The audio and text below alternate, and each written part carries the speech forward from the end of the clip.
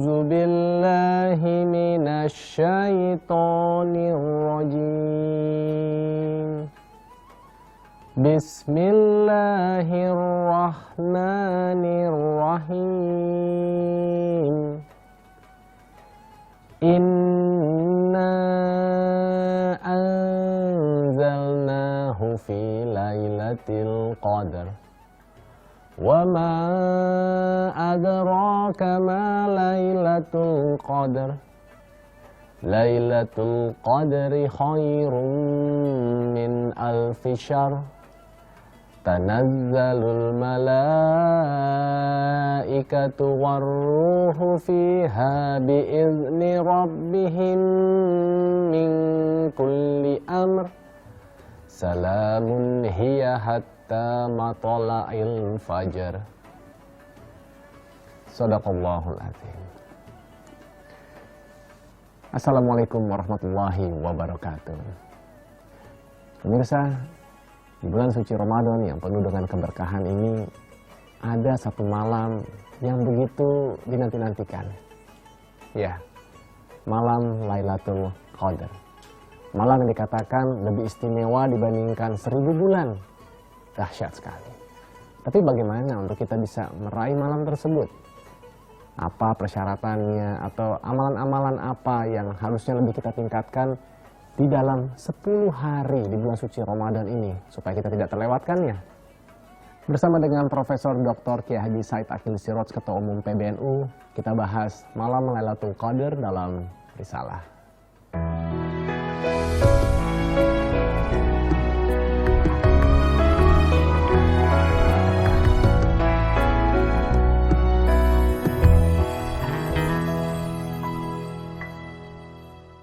Assalamualaikum warahmatullahi wabarakatuh. Waalaikumsalam warahmatullahi. Gimana puasanya sampai hari ini, lancar? Alhamdulillah. Alhamdulillah. Tapi kelihatannya udah makin langsing, malah makin fresh. Pak Zaid, ini kan dikatakan bulan Ramadan, bulan suci yang banyak keberkahan, kemudian juga banyak keistimewaan. Disebut juga di dalam bulan suci Ramadan ada malam Lailatul Qadar gitu. Pengen nanya nih mengenai malam Lailatul Qadar, Pak Zaid. Itu sebenarnya apa sih? Bismillahirrahmanirrahim. Sebelum kita berbicara tentang Lailatul Qadar dan keutamaannya, kita lebih dulu berbicara secara umum keistimewaan bulan Ramadan, sehingga bulan Ramadan itu dianggap bulan yang suci. Dalam bulan Ramadan umat Islam dididik jujur, dididik ikhlas. Maka apapun yang dilakukan dalam bulan Ramadan, barang tentu amal yang baik, pasti diterima oleh Allah.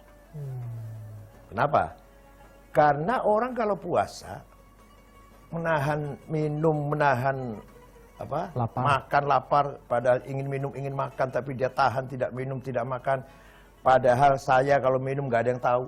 Mas Adrian kalau makan nggak ada yang tahu siapa sih, tinggal masuk aja kamar dikunci. Iya. Tapi tidak minum kan? Enggak. Tidak makan kan? Enggak. Berarti ikhlas. Ya kalau minum bukan puasa kalau minum. Nah, artinya orang ketika dalam keadaan berpuasa itu pasti lillahi ta'ala. Pasti. Bukan karena ingin dipuji tetangga, teman, masyarakat. Bukan. Karena kalau hanya dipuji nanti masuk ke dalam kamar minum. Kalau hanya cari pujian, masyarakat udah memuji nih. Wah si A puasa tuh. Udah masuk kamar minum, ya nggak puasa berarti kalau minum. Maka kalau betul-betul puasa,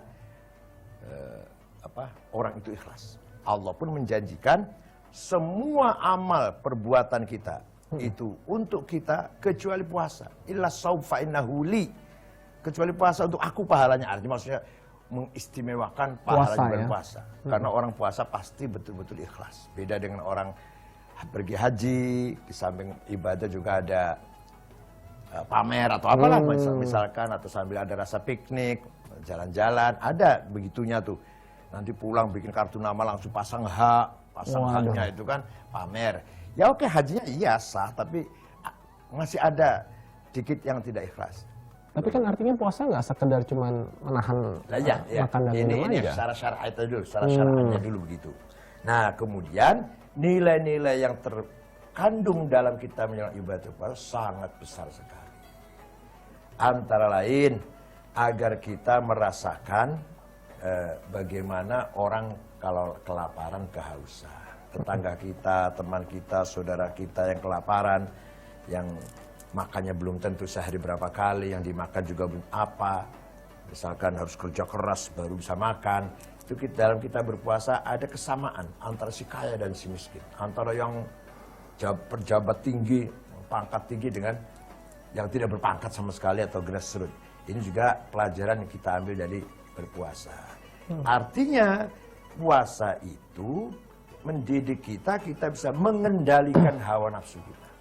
Yang biasa kita harus sarapan enak, minum enak di siang hari, stop, pindah ke malam. Itu kan berarti kita mengendalikan hawa nafsu. Iya, iya. Bukan yang nggak boleh, tapi diatur gitu waktunya. Tapi nanti kita mampu mengendalikan. Iya, Nah, kalau kita nurut hawa nafsu, inginnya pagi-pagi sarapan. Inginnya nanti siang lapar pun makan. Nanti ada makan ringan juga sore-sore. Maunya kan gitu. Coba-coba. Kuat nggak mengendalikan hawa nafsu? Iya, iya. Orang yang mampu mengendalikan hawa nafsu, minimal dalam berpuasa, insya Allah diharapkan seterusnya akan nafsunya terkendali. Mau ngambil uang, bukan hak saya, nggak kita ambil.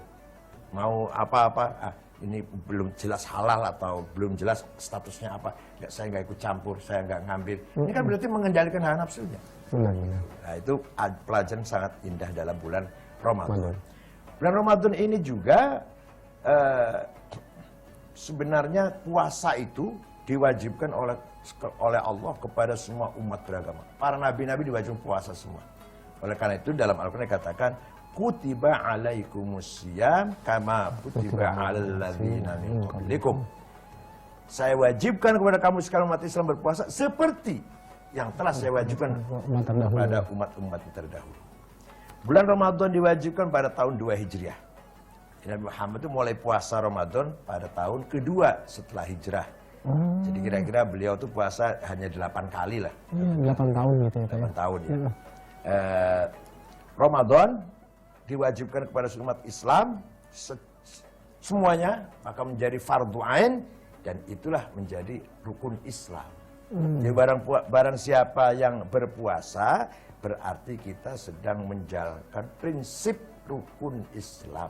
Sama dengan kita menjalankan sholat dan zakat bagi yang kewajiban. Barang siapa tidak berpuasa berarti Islamnya belum sempurna, belum mampu mengamalkan Islamnya. Kemudian di bulan Ramadan juga dilipatkan pahala kebaikan. Yang barang siapa misalkan beramal sunnah 2 rakaat seperti pahalanya fardu, seperti pahalanya menjalankan sholat wajib. Baik, kita tahan dulu Pak Said, ini menarik sekali, ini udah bicara mengenai pahala yang dilipat gandakan, ini pasti menjadi motivasi atau semangat buat kita kan. Tapi tadi ternyata memang berpuasa itu semuanya insya Allah adalah ikhlas, karena kita bisa saja untuk tidak berpuasa dengan tadi mengumpat sana sini, beda dengan kita sholat, beda dengan pergi haji yang mungkin bisa ada agenda-agenda di balik itu. Kita akan sambung lagi seputar keistimewaan di bulan suci Ramadan dan juga nanti kita akan akhiri dengan Lailatul Qadar yang memang penuh keistimewaan setelah yang satu ini.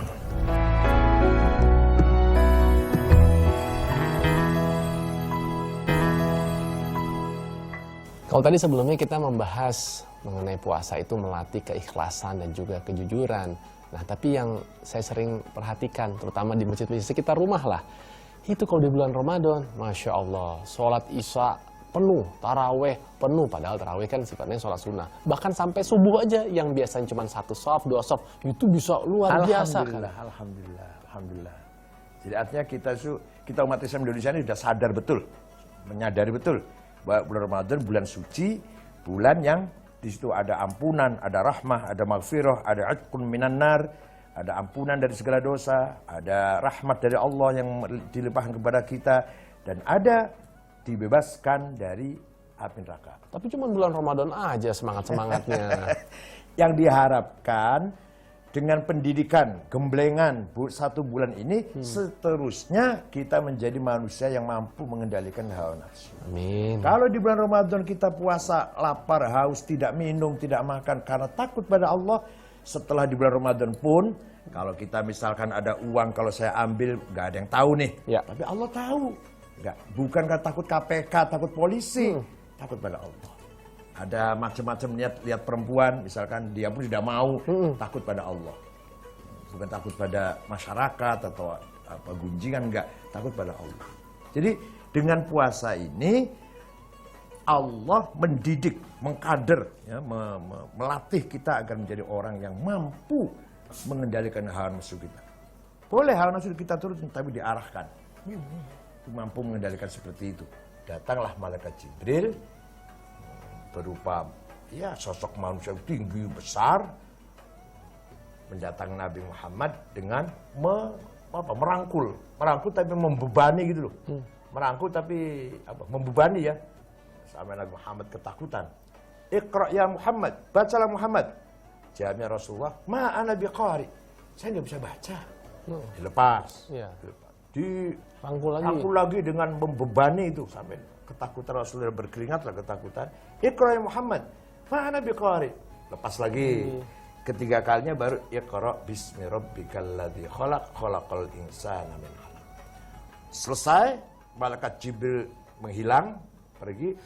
Nabi Muhammad kedinginan, ketakutan, gemetar, ini yang datang ini jin lah dari itu atau apa, lari pulang, coba malam-malam itu, lari turun pulang, ya betapa fisiknya juga sehat Nabi Muhammad. Mengadu kepada istrinya Sayyidah Khadijah, zammiluni, selimutilah aku, saya baru kedatangan begini ceritanya. Kata Sayyidah Khadijah, tenang suamiku. Kamu orang yang tidak pernah menyakiti orang, tidak pernah mengganggu siapa-siapa, tidak pernah berbuat macam-macam dengan sahabat, dengan teman, dengan tetangga. Tenang, nanti besok saya mau antar kamu ke sepupu saya, yaitu Naufal bin Waraqah bin Naufal. Sebenarnya Sayyidah Khadijah yang sudah beragama Kristen. Kenapa tuh mau dibawa ke sana? Ya, besoknya dibawa ke sana. Khadijah cerita, akhi Waraqah, ini suami saya tadi malam kejadian begini-begini. Kata Waraqah bin Naufal, dzalikan namusul akbar alladzi jaa ila Musa wa Isa. Itu adalah malaikat besar, malaikat senior lah, malaikat Jibril an-namusul akbar yang dulu datang kepada Musa dan Isa. Jadi kamu akan menjadi nabi dan rasul. Mudah-mudahan usiaku sampai kesampaian ya, sampai melihat kamu diusir dari Mekah ini. Nabi kaget. Amukhriji ya, apakah mereka akan mengusir saya, si orang Mekah ini? Waraqah mengatakan, tidak ada seorang nabi atau seorang rasul yang mengajak kepada jalan yang benar, pasti akan mendapat tantangan dari familinya dulu, saudara-saudari dulu. Dan itu semua semua akan terusir. Mudah-mudahan saya kesampaian usia saya ketika kamu diusir oleh kaum Quraisy ini, saya akan bela kamu. Sayangnya Waraqah meninggal sebelum Nabi Muhammad diusir dari kota Mekah hijrah itu. Sebenarnya Waraqah bin Naufal sudah tahu sebelum Nabi lapor juga. Muhammadnya ada kelainan ya, ada keistimewaan. Tapi nanti kalau mau ketemu, dan itu baca kitab suci bahwa Nabi akhir zaman Parakletos sudah akan lahir ini, sudah saatnya. Dan di sekitar Arab sinilah, dia yakin Muhammad ya orangnya, sepupu saya, suaminya sepupu saya. Tapi kalau ketemu lupa. Kalau ketemu saya Muhammad mau mengatakan kamu itu nanti akan jadi nabi, lupa. Sampai dia datang dengan Siti Khadijah itu. Ya, sebenarnya dia udah tahu, ingin ngomong, ingin menyampaikan sebenarnya. Tapi kalau jumpa lupa mau menyampaikan itu. Itu Waraqah bin Naufal, orang arif, orang yang baca kitab suci karena dia beragama Kristen Ortodok. Nah itu kejadian di bulan Ramadan. Maka betapa sucinya bulan ini, bulan di mana pertama kali ayat Quran turun, dan bulan di mana Rasulullah pertama kali diangkat resmi menjadi utusan Allah yang akan menyampaikan agama Allah, ajaran Allah, yang akan menjadikan antara Allah dan umat manusia, antara suara langit dan penduduk bumi. Ya, Rasulullah itu sebagai utusan Allah, misinya adalah membawa akidah, syariah, akhlak dari Allah. Luar biasa ya, kita udah dapat nih pencerahan lagi nih bahwa bulan suci Ramadan bukan hanya perintah untuk kita berpuasa, perintah kita tadi melatih keikhlasan, kejujuran kita, tapi juga tadi itu adalah perintahnya kita akhirnya juga harus membaca Al-Quran, karena memang Al-Quran diturunkan di malam ke-17 di bulan Ramadan yang disebut dengan nama Nuzulul Quran.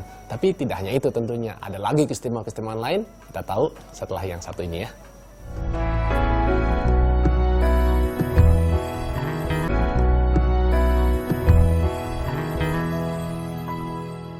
Bicara mengenai keistimewaan bulan Ramadan, mengenai pahala yang dilipat gandakan, itu pahala apa saja sih Pak Said? Semua amal soleh yang kita lakukan di bulan Ramadan ini, yang sunnah mendapatkan pahala seperti yang fardu. Nah kalau yang fardu? Ya lebih lipat lagi.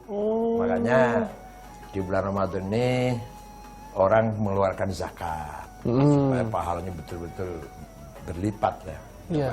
Baik itu wajib, zakat wajib maupun sunnah sedekah atau jariyah atau wakaf di bulan Ramadan. Makanya saya perhatikan tuh di masjid-masjid langgar-langgar itu, wah anak-anak semua ngaji yang biasanya juga ada tapi tidak seramai biasanya. Ya, alhamdulillah. Jadi kita masih memiliki keterpanggilan ya, kepedulian terhadap bulan suci kita. Itu bagus sekali. Walaupun artinya motivasinya tuh karena ada iming-iming ganjaran pahalanya, karena kita nggak apa-apa ya ini gitu. Masih kelas awam kita ini. Iya. Masih kelas awam. Semangat ibadah kita dengan motivasi kepentingan kita sendiri, yaitu kita ingin masuk surga, tidak masuk neraka gitu kan, ingin dapat pahala, terjauh dari siksa, kan itu kepentingan kita itu. Iya, tapi kalau kita waktu itu pas pernah belajar yang ilmu tasawuf, kita udah sampai nggak melihat hal seperti itu karena benar-benar kecintaan kita gitu ya Pak Said ya. Jadi kalau yang awam dari ta'abud, kalau kelas menengah taqarrub, mendekatkan diri, kalau yang sudah kelas elit tahakkuk, mencari hakikat. Ya puasa, tapi puasa bukan karena takut neraka atau ingin surga, ingin usul ilal haqiqah, ilal haq, sampai kepada Allah, ma'rifat kepada Allah itu hak yang maha benar, yang maha. Dahsyat. Nah, juga kan selain nuzul Quran, ada lagi tuh keistimewaannya bulan suci Ramadan, yaitu malam yang dikatakan lebih baik daripada 1000 bulan. Maksudnya apa tuh Pak Said?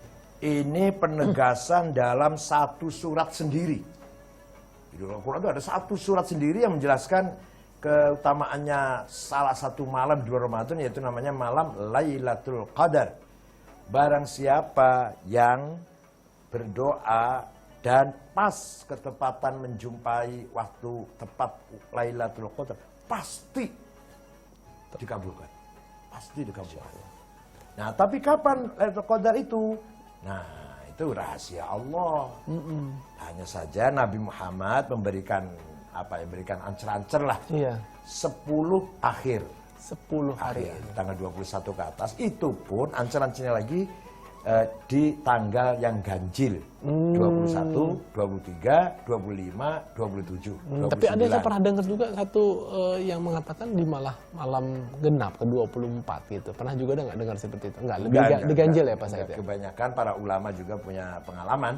Itu di malam ganjil. Malam ganjil. 21, 23. Tapi walhasil kita kalau lihat di Masjidil Haram di Mekah, ya masyarakat Arab dan guru-guru besar di sana itu ulama, kalau sudah malam tanggal 21 nggak pulang ke rumah dari terawih, bawa sahur juga ke masjid. Hanya sahurnya kan nggak pakai nasi kan, sambusa itu apa sambusa dan segitiga itu apa namanya? Iya Pak, sambusa apa itu? Sambusa ya dengan ada teh buat teh. Jadi nanti yang tikaf sampai subuh baru pulang.